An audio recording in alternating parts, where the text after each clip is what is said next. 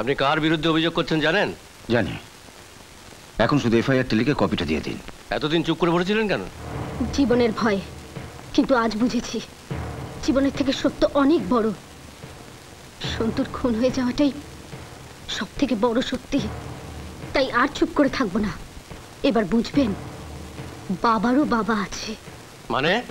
সময় নষ্ট না করে এফআইআরটা লিখুন। হ্যালো,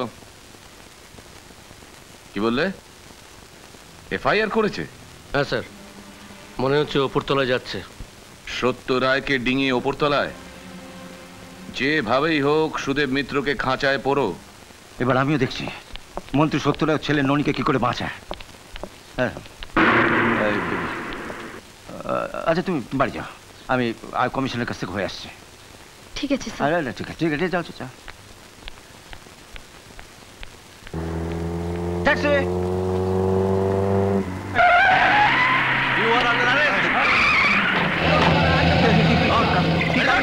আরে ব্যাপার খবর পরে হবে। গাড়িতে গাড়িতে ব্যাপার। রাজাদা, রাজাদা, সুদেব স্যার অ্যারেস্ট। কি ব্যাপার, একদিন বাদে তুমি হঠাৎ? আমি পরে সব বলবো, আগে আপনি সুদেব স্যারকে বাঁচান। আমি পুরো স্টেটমেন্ট দিয়েছি ননির বিরুদ্ধে। সেই স্টেটমেন্ট নিয়ে পুলিশ কমিশনারের কাছে যাওয়ার সময় ওরা সুদেব স্যারকে ধরেছে। আপনি চলুন রাজাদা। না, আমি আর কোনো ঝামেলায় যাব না। রাজাদা, সন্তু আপনার ভাই। সুদেব স্যার সন্তুর জন্য মুভ করতে গিয়ে টার্গেট হয়েছে। আমি গেলে আমিও টার্গেট হয়ে যাব রিতা। তুমি এখান থেকে চলে যাও। রাজাদা, এ আপনি কি বলছেন? আপনি সুদেব স্যারের জন্য কিচ্ছু করবেন না? একটা পঙ্গু কারোর জন্য কিচ্ছু করতে পারে না রিতা। তুমি এখান থেকে চলে যাও। আমি কারোর জন্য কিচ্ছু করতে পারবো না, কারোর জন্য কিচ্ছু করতে পারবো না।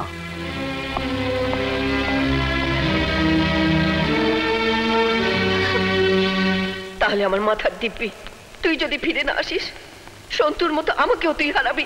মা,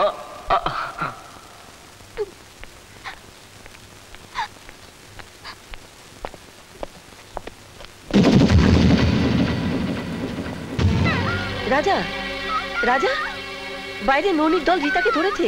ওদের হাত থেকে ওকে বাঁচা বাবা। কি হলো? চুপ করে আছিস কেন? শুনতে পাচ্ছিস না? ওরা এত চেঁচাচ্ছে, শুনতে পাচ্ছিস না? আমার কান দুটোকে তুমি বন্ধ করে দিয়েছো মা। আমার উপর অভিমান করে থাকিস না বাবা। আমি ভুল করেছিলাম। আমি শুধু নিজের কথাই ভেবেছি। সন্তান সুখে জ্ঞান হারিয়ে আমি তোকে দিব্যি দিয়েছিলাম। আজ মা হয়ে সেই দিব্যি আমি তুলে নিচ্ছি। তুই যা বাবা, ওই মেয়েটাকে বাঁচা। রাজা, ও